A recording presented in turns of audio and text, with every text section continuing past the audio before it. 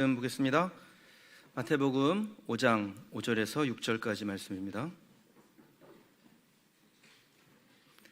마태복음 5장 5절에서 6절까지 말씀 봉독하겠습니다. 온유한 자는 복이 있나니 그들이 땅을 기업으로 받을 것이며, 의에 줄이고 목마른 자는 복이 있나니 그들이 배부를 것이며. 아멘. 복 있는 사람 두 번째 시간입니다. 온유한 자와 의에 갈급한 자라는 제목으로 하나님의 말씀 증거하겠습니다. 사람들의 그 성격을 알 수 있는 테스트 방법 중에 MBTI라는 방법이 있는데요. 이게 총 16가지의 성향으로 사람을 이제 나누어 그 심리와 성격을 알아보는 것인데, 이게 꽤 정확합니다. 저는 ESTJ라고 하는데요.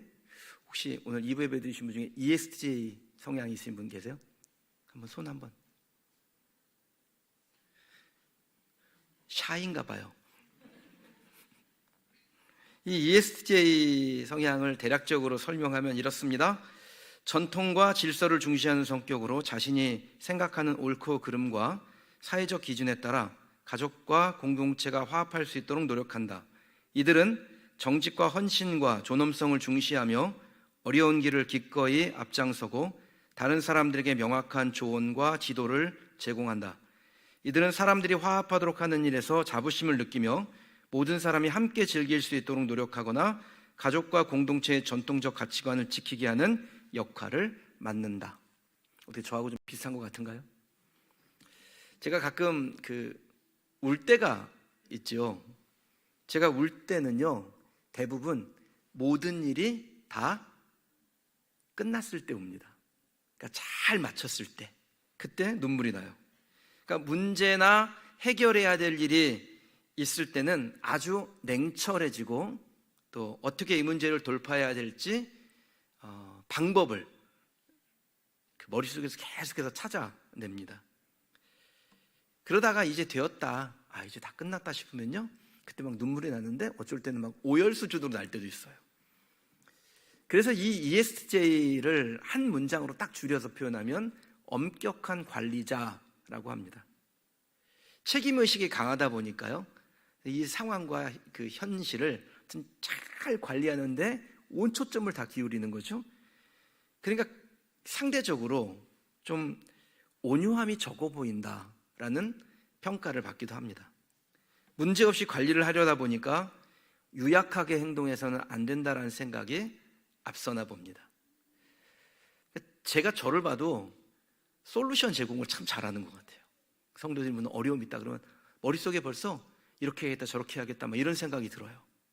그런데 그러다 보니까 이 상대방의 그 현재의 그 약한 감정, 그 감정을 이렇게 어루만져주고 또 다독여주는 부분이 좀 약한 감이 있습니다. 오늘도 송정아 권사님 지난 주간에 부친상이 있어서 장례를 잘 마치고 목양실에 잠깐 오셔서 제가 기도를 했는데요, 기도는 제가 간절하게 하고 눈을 뜨니까 제 아내는 펑펑 울고 있어요. 그러니까 권사님이 제 아내를 보더니 감사해요 그러는 거예요. 기도는 내가 있는데.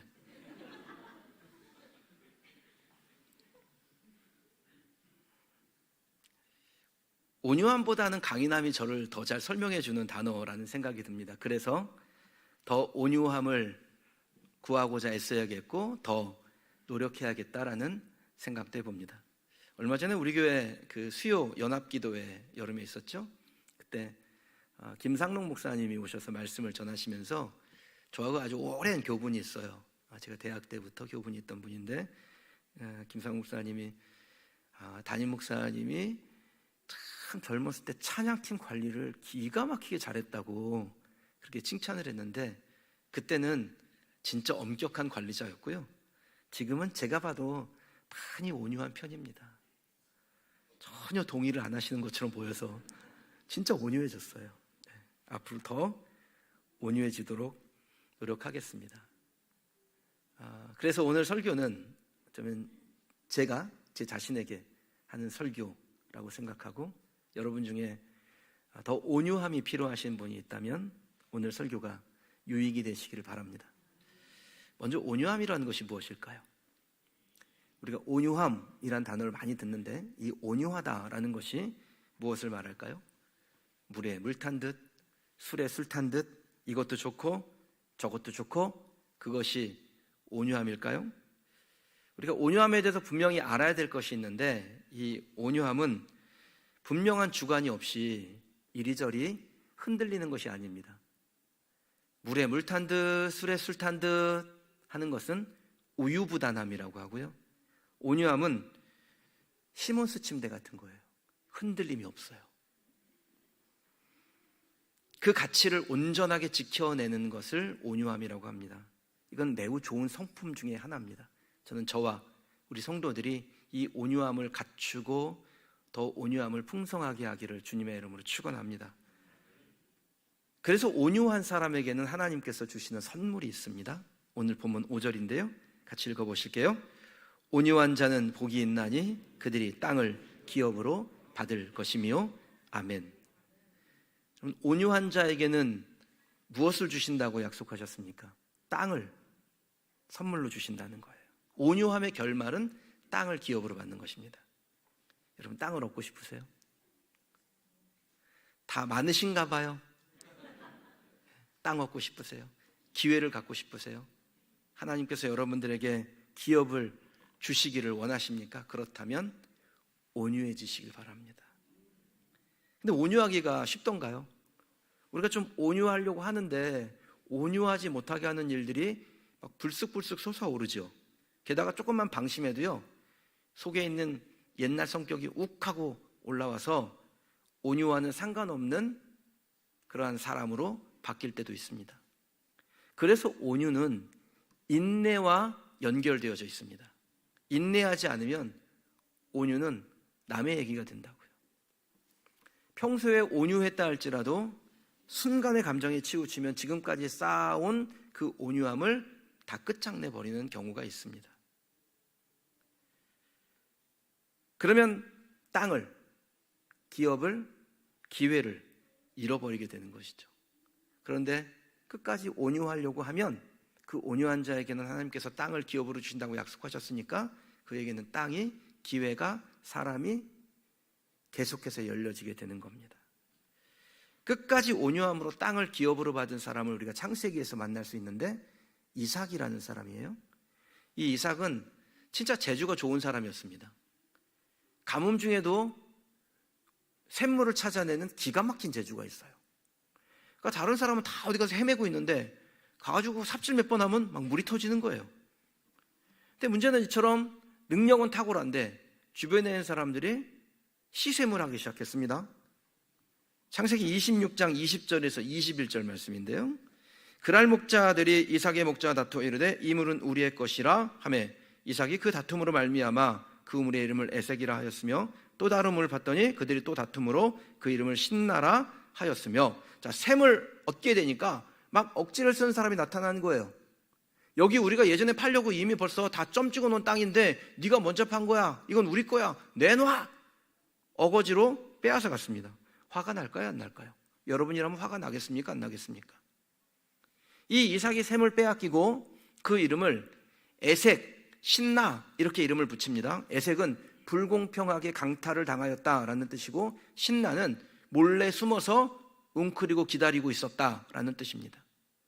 그러니까 이 에색과 신나에서 일어난 일들이 여러분에게 일어난다면 여러분 화가 나시겠죠. 어떤 마음이시겠어요? 그냥 넘어가기 힘들 거라고요. 그런데 이 이삭이 한 일을 보세요. 다투지 않습니다.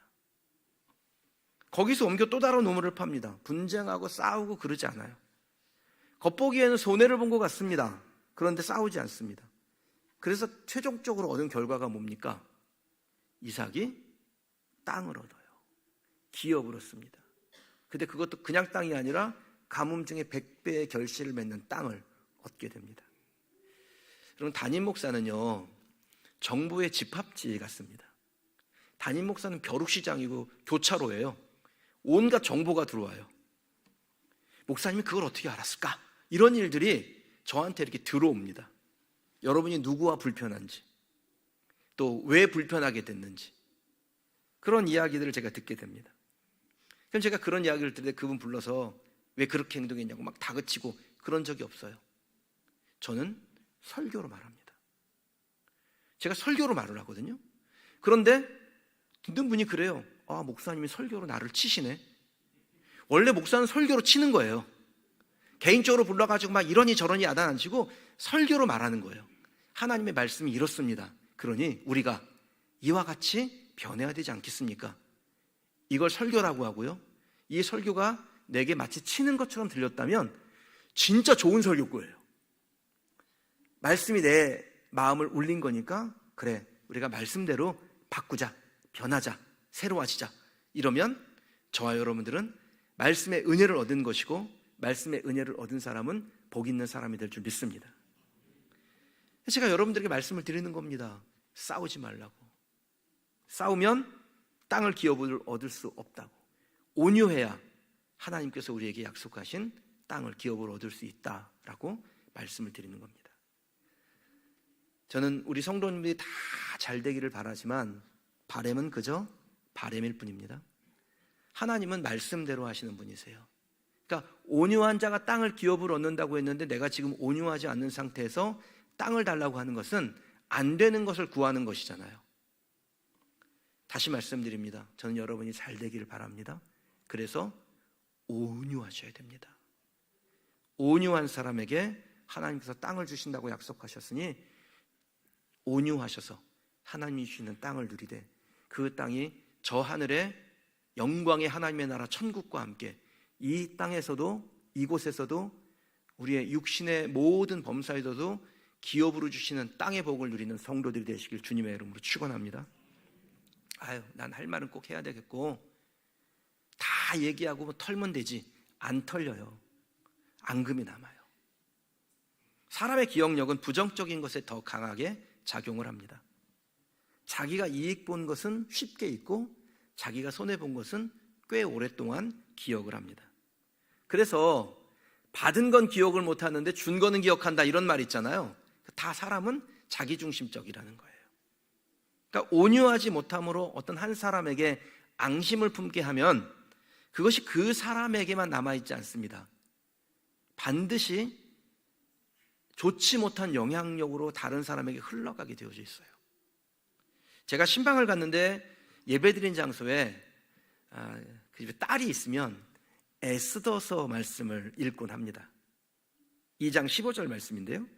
모르드게의 삼촌 아비하일의 딸 곧 모르드게가 자기의 딸같이 양육하는 에스더가 차례대로 왕에게 나아갈 때 궁녀를 주관한 내시 헤게가 정한 것 외에는 다른 것을 구하지 아니하였으나 모든 보는 자에게 사랑을 받더라. 아멘. 여기 우리 여성 동지 여러분, 모든 보는 자들에게 사랑받으시길 바랍니다. 제가 여러분들을 볼 때 우리 권사님들, 우리 집사님들, 우리 성도님들 진짜 너무 괜찮다, 너무 사랑스럽다, 그렇게 평가받는 여러분 되시길 주님의 이름으로 축원합니다. 자, 이 에스더, 제가 우리 딸들을 보고 그런 말씀을 나눴는데요. 페르시아에서 왕비를 뽑는 경연대회가 있는 거예요. 근데 다른 왕비 후보들은요, 이것저것 요구하는 게 많았어요. 근데 달라고 하는데 안 줄 수가 없죠. 왜냐하면 그 중에 누가 왕비가 될지 모르는데 왕비가 됐다가 그거 안 줘서 안갚음 당할지도 모르니까 속으로 욕을 하면서 달라는 대로 주기는 했습니다. 근데 에스더는 자기에게 배정된 것 외에 다른 것을 구하지 않았습니다. 그래서 모든 보는 자에게 사랑을 받게 됩니다. 자, 이제 제가 성경에 기록되지 않은 부분을 상상력을 발동해 볼게요. 경연대회가 지금 열리고 있는데 어떤 사람이 왕비가 될지 제일 궁금한 사람이 누굴까요? 왕이죠. 지금 자기 아내를 구하는 거 아니에요. 왕비를 얻는데 도대체 누가 내 아내가 될까? 왕비가 될까? 이게 굉장히 궁금하죠. 그러니까 물어봤을 거예요. 내시를 주관하는 이 궁녀의 일들을 주관하는 이 헤게라는 사람에게 물어봤을 겁니다. 네가 볼 때는 누가 제일 괜찮아 보이냐? 이렇게 물어봤겠죠. 헤게가 슬쩍 이렇게 대답했을 겁니다. 제가 볼 때는 에스더가 제일 괜찮아 보입니다. 좋은 감정을 가지게 되었으니까. 그 에스더에게 사랑하는 마음이 들었으니까 그 마음을 잘 표현했겠죠. 사람의 귀라는 게요, 진짜 단순합니다. 좋은 얘기를 들으면 그 사람이 그냥 이렇게 좋아 보여요. 그런데 일단 나쁜 얘기를 들으면 경계를 하게 됩니다. 그러니까 그 사람이 좋은 사람인 것처럼 행동을 하고 있음에도 누가 와서 나쁜 얘기를 하잖아요. 그러면 저 안에 뭐가 있지?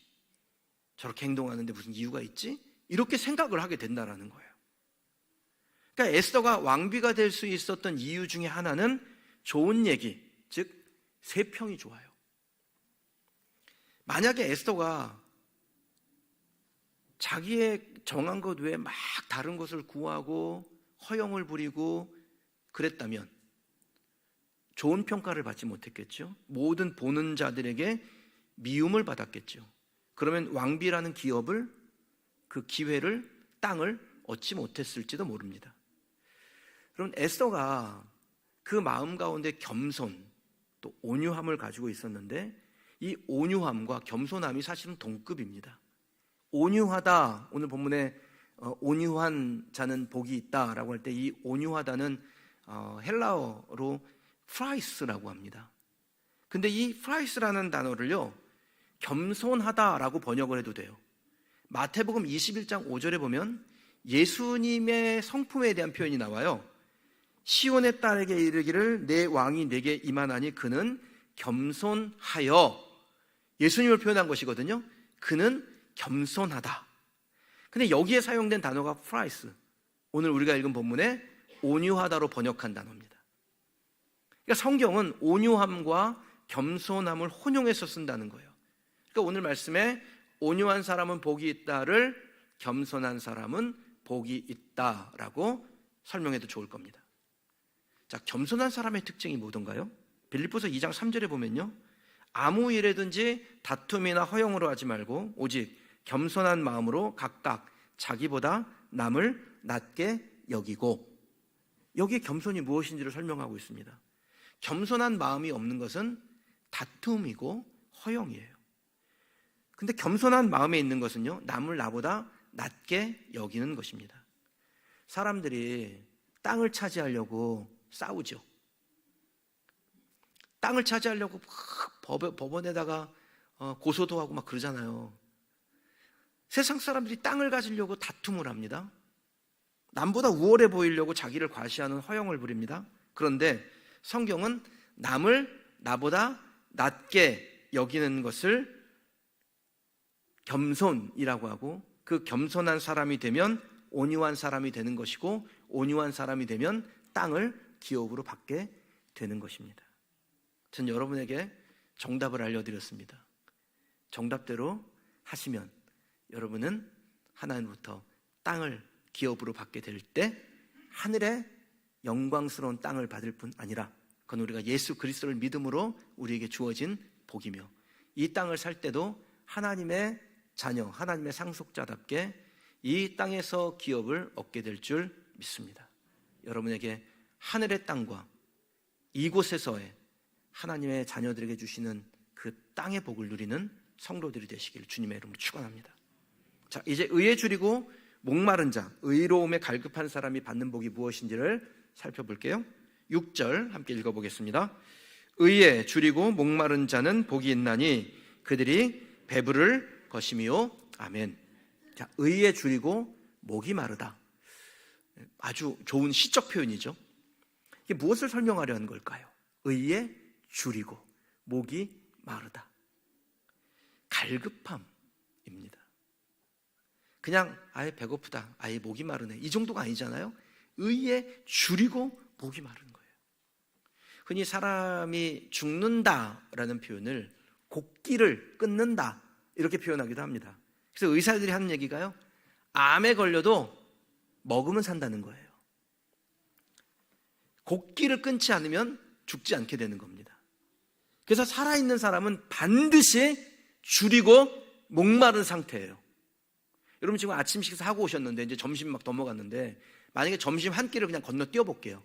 저녁 8시쯤 되면요, 여러분 모두가 줄이고 목마른 상태 됩니다. 그러니까 내가 지금 줄이고 목마른 상태에 있다? 살아있다라는 거예요. 살아있는 사람만 줄이고 목마릅니다. 살고자 하는 욕구가 있는 사람은 줄임과 목마름에 갈급할 수밖에 없어요. 제가 한 4년 전에 다이어트를 했는데요. 할 게 뭐 있다고 다이어트를 했을까? 뭐 그렇게 생각하시는 분은 감사합니다. 네, 해야 돼요.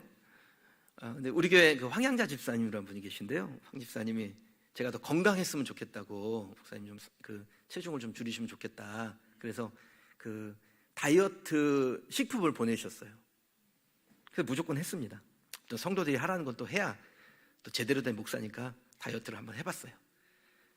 이렇게 각종 영양제로 체력을 보충해 가면서 21일을 생으로 굶는 거예요. 그런데 하루에 굶는 중에 우리 집에 저만 있는 건 아니잖아요. 우리 가족들이 밥을 먹는데 너무 부러운 거예요. 애들이 교촌치킨을 시켜 먹었어요. 제가 굶는 동안에 제 그 먹고 싶은 리스트가 만들어졌거든요. 교촌치킨이 쭉 올라가서 1번의 자리를 딱 자리했어요. 제가 그때 뭘 발견했냐면 굶주려 보니까 채우고 싶은 월등한 욕구가 생기더라 라는 겁니다. 굶주려 보니까 먹고 싶은 거예요. 갈급해지는 거예요. 그럼 제가 다이어트를 얘기를 여러분에게 드렸는데 이걸 우리의 영적인 부분에 한번 적용해 보십시오. 음식이 굶주렸을 때 그 음식을 추구하는 마음이 강렬해지듯이 그러면 의에 대하여 굶주리고 목마르잖아요. 그럼 의를 추구하고 싶은 강렬한 열망이 생기게 됩니다. 음식에 굶주리면 그 음식이 강렬해지는 것처럼 의에 굶주리면 의를 소유하고 싶은, 의롭고 싶은 그 강렬한 열망이 생긴다라는 거예요. 갈급한 심령이 든다는 것입니다. 여러분, 의롭고 싶어서 강렬해 보신, 간절해 보신 경험이 있으십니까? 너무 목사님이 좀 형이상학적인 이야기를 하신다, 그런지 모르겠는데요. 근데 사실 여러분들, 여기에 계신 여러분들 대부분은요, 의에 줄이고 목마르신 분들입니다. 제가 근거를 대볼까요? 의와 동급인 단어가 있습니다. 거룩이에요.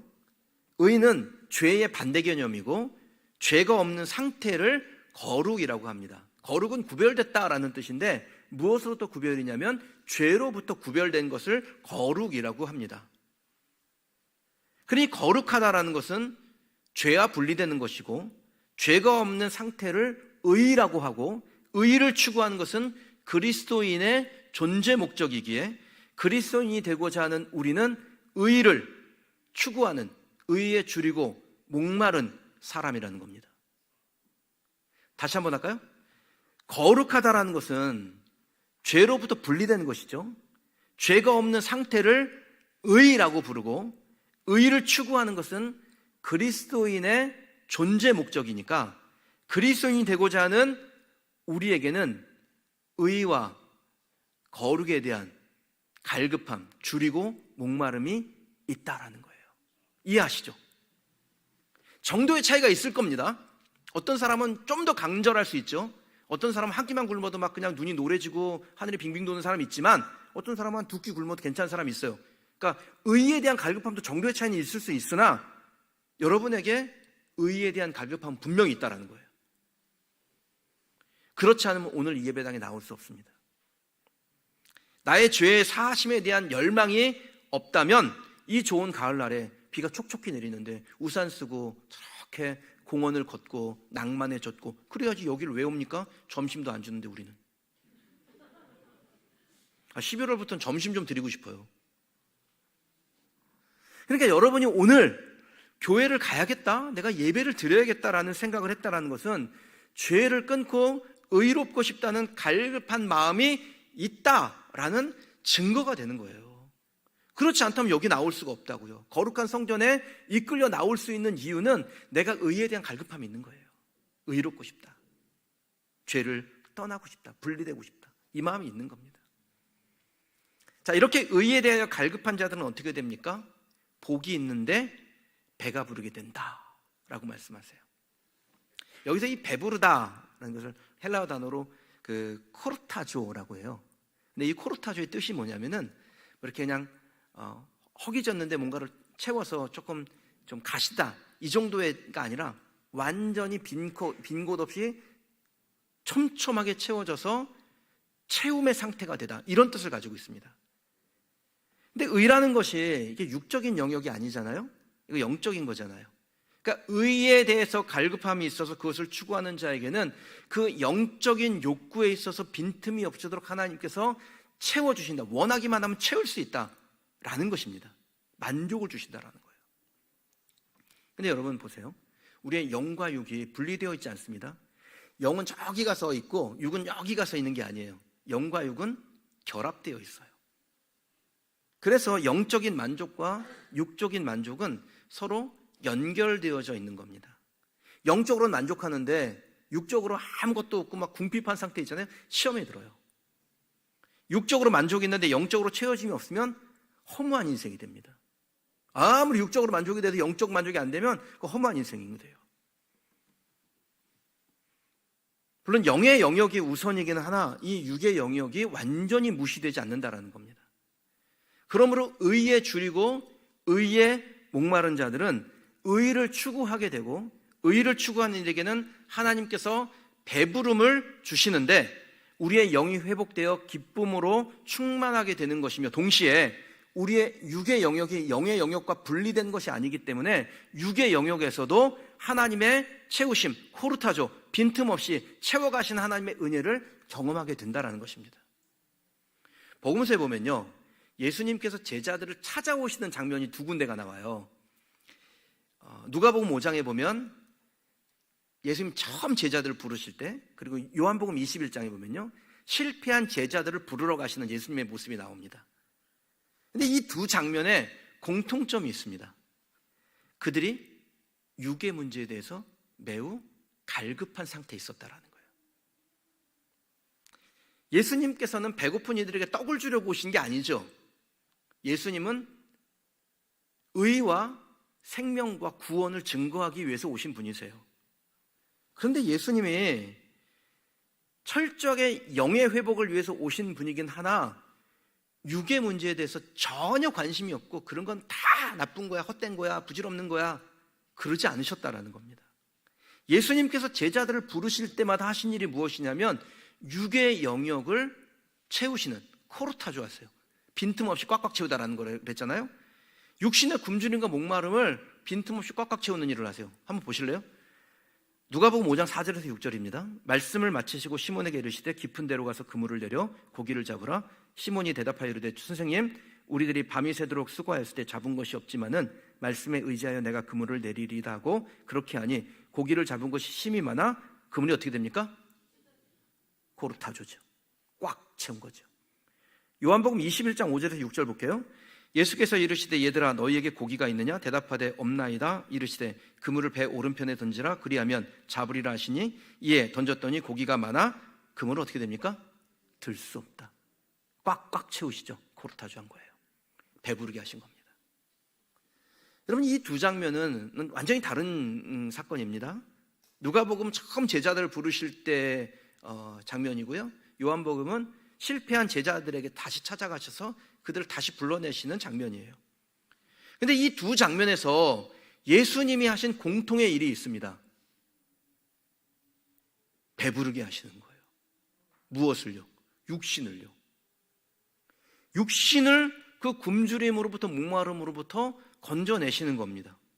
그런데 이것이 무엇과 연결이 된지 한번 보세요. 예수님께서 제자들에게 물고기를 잡게 하시는데 그물이 찢어지도록 꽉 잡게 하신 다음에 베드로가 무슨 고백을 하냐면 예수님과 같이 있으니까 그물이 맨날 꽉꽉 차고 저를 떠나지 마세요. 저하고 함께 있어야 돼요. 제 그물을 늘 꽉꽉 채워주세요. 그러지 않고 베드로가 무슨 고백을 하냐면 주여 나를 떠나소서 나는 죄인이로소이다. 이게 뭡니까? 영적인 갈급함이 생기는 거예요. 육적인 갈급함을 지금 봤는데 그게 뭐로 연결이 됩니까? 영적인 갈급함으로 연결이 돼요. 요한복음 21장에 제자들에게 그물을 들 수 없을 만큼 고기를 꽉 채워주시죠. 그런데 제자들이 그 꽉 채워진 그물을 보면서 꽉 채워진 그물을 팔아가지고 어디 어시장을 갈까 뭐 이런 고민을 한 게 아니라 그 그물을 내버려 두고 예수 앞으로 겉옷을 두르고 달려옵니다. 그리고 내 양을 먹이라 라고 말씀하시는 주님의 음성 앞에 순종하게 돼요. 그러니까 육신의 굶주림과 목마름을 해결해 주시는 주님이 우리에게 진짜 요구하시는 게 뭐냐면 우리의 영적인 회복입니다. 제자로서의 헌신, 영적인 배부름으로 연결이 되는 겁니다. 사랑하는 성도 여러분, 우리가 의에 줄이고 목마르면 우리 주님이 우리의 모든 것을 채우세요. 배부르게 하세요. 단지 영적인 부분에서뿐 아니라 우리의 육적인 것도 그렇게 하세요. 그물이 찢어질 만큼, 그물을 들 수 없을 만큼 배부르게 하십니다. 근데 그 은혜를 얻었을 때 우리가 기억해야 될 것이 있습니다. 잊지 말아야 할 것이 있습니다. 의에 대하여 갈급함, 그것이 우리 안에 계속되어야 해요. 특히 한국교회 성도들은요, 하나님께서 복을 주셔서 그물이 꽉 차 있어요.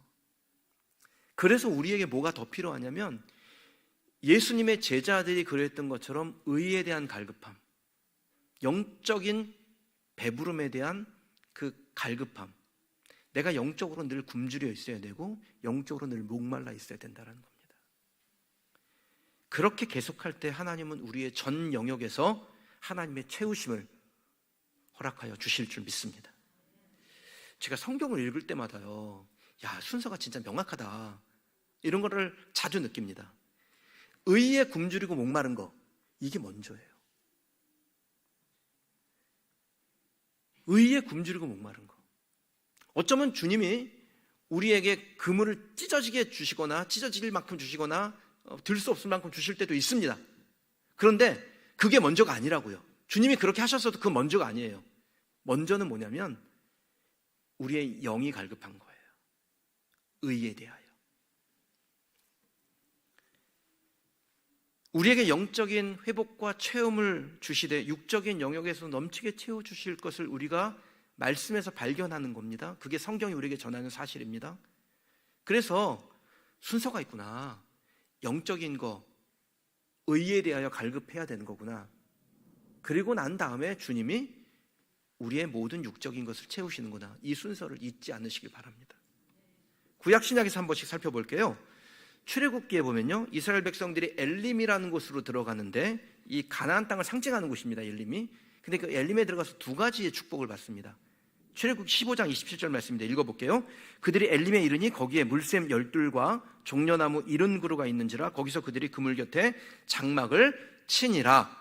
자, 백성들이 얻은 두 가지의 축복이 나오는데 샘과 종려입니다. 근데 순서가 있어요. 뭐부터 나옵니까? 샘이 먼저 나오죠.